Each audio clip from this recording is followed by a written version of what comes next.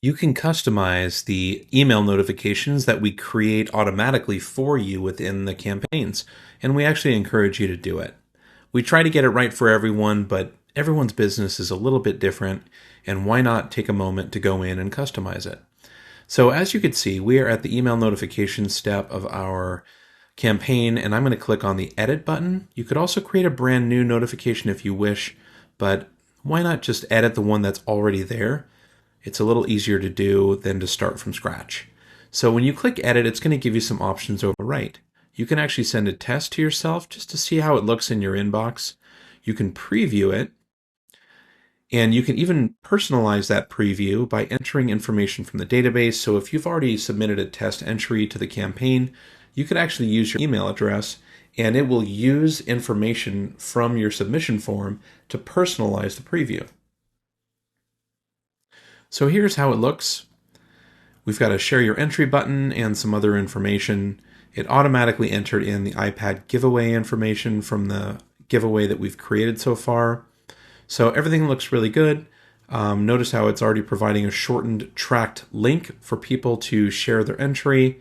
So everything looks fine here, but I would like to make a couple of changes. So first thing I'm going to do is I'm going to look over the sender. This is who this is going to come from. So you're going to want to enter your name here, or the individual in your company who will be responding to any responses. You're going to enter their email address here. Name, email. But both of these are for the reply to. So if anybody clicks reply, that's who it's going to go to. The subject line. Your sweepstakes entry was approved. So this is where you could personalize it a little bit. So what I could do here is say, your iPad giveaway entry was approved. Let's make it a little more personal. And you can even insert personalization. So let's say, hey, first name. So what I'm going to see here, remember all of those fields we created in our form. If you haven't created a custom form yet, you could do that, but any of the default fields will also appear here in the list. So I'm going to take the data that they entered in the first name field when they entered. So it would say like, hey Bob, exclamation point, your iPad giveaway entry was approved. So now you can see this is kind of a placeholder. We call it a parameter that's going to be replaced with the data entered in this field of the entry form. Moving on to the message, you can see this is a standard HTML editor. So it's very easy to just click in here and make changes. Instead of a comma, I might want an exclamation point.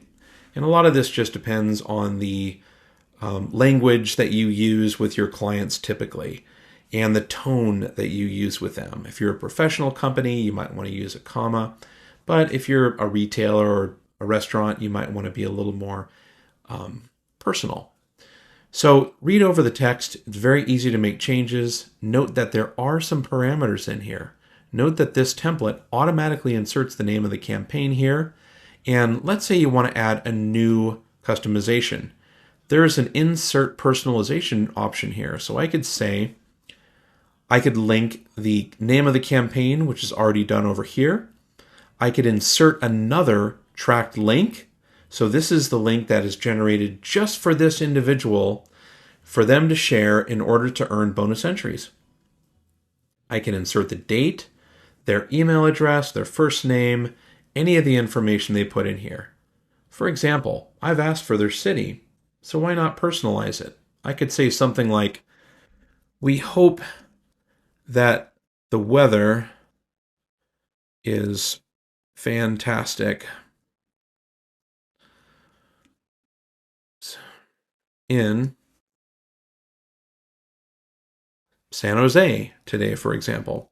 And it's automatically going to insert their city. This is probably a terrible idea, but you could think about all of the creative things you could do to merge data into the personalization to make it really friendly and personalized just for them. You might want to also, update. We're going to insert whatever name is in your workspace, but if you want to change the way your name is displayed, this is a great place to do it. And if you want to add, for example, a logo, you could do that at the top or at the bottom.